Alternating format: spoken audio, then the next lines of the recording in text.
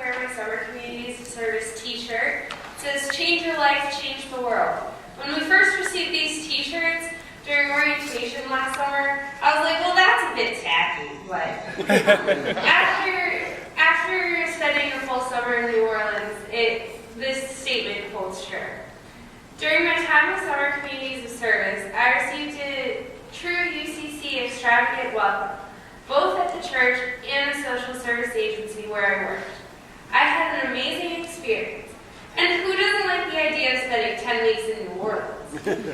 I first learned about Central St. Matthew United Church of Christ, the church where I was invited to work during the new church parade at the last General Synod in Tampa. This church started as two separate churches. St. Matthew UCC was a predominantly white church in one section of the city, and Central UCC, which was a predominantly African American church, was in another section of the city. The Central United Church of Christ building was a total loss after Hurricane Katrina. After much deliberation and consideration, in October of 2009, the two churches became one, and they were Central St. Matthew United Church of Christ.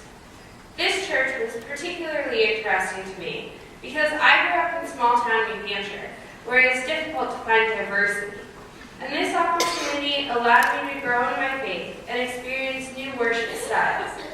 One of my favorite things about Central St. Matthew was that at the end of every service, everyone stands around in a big circle around the church, holds hands, and sings a song called "Bind Us Together." What a statement of faith. The social service agency that I worked for was named Belle Reve, which literally means beautiful dream. This organization provides permanent and transitional housing for those living with HIV who are homeless or at risk of becoming homeless. In addition to providing a house, they also provided residents with 3 hot meals a day and with classes to help them transition to independence, such as life skills and HIV education classes. When I first started working there, I was apprehensive of everything. As a public health major in school, I've learned all along how HIV is transmitted between individuals. But what we hadn't learned at school was that you may interact with those who are HIV positive on an everyday basis and be at very low risk of becoming infected. Working at this organization allowed me to develop relationships with the residents there. My first day of work, I was told, if you ever find yourself with nothing to do, go and sit on the back porch and just listen to people's stories. I found this to be a very valuable piece of advice. However, more often than not, the residents seemed more interested in my stories, as I was from exotic New Hampshire. Now, there are a few stories that I remember very clearly that I would like to share with you. One resident told me of the story of how and when they discovered they were HIV positive. This person told me that they were diagnosed with HIV over 20 years ago, and that they are lucky to be alive, as most of their friends had succumbed to HIV.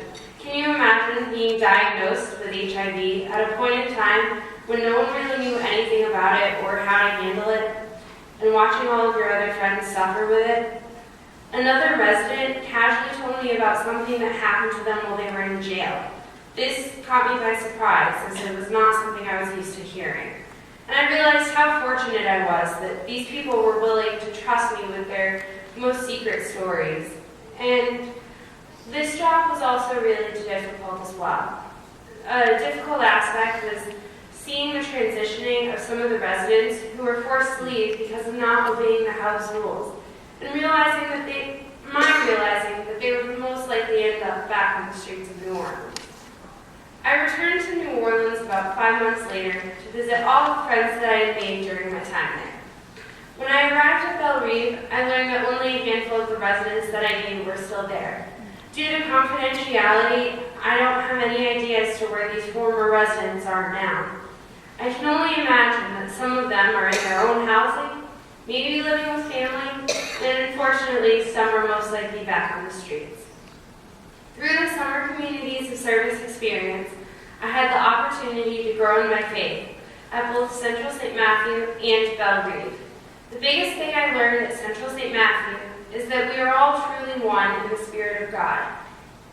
And even though Belle Reve does not have a specific religious affiliation, it helped me grow in my faith as well. The residents showed me how to trust in God and the right things will come along. And that is how many of them ended up there. They also taught me that each day is precious and to live life to the fullest. If given the opportunity, I'd go back to New Orleans in a heartbeat. I miss the church, I miss Belle Reve, I miss my friends, and of course the food. I would also love to participate in summer communities of service in the future, as this experience was so life-changing. Finally, I would like to thank everyone who supports these young adult ministries, as it has deeply influenced my life as well as the lives of many other young adults. Thank you.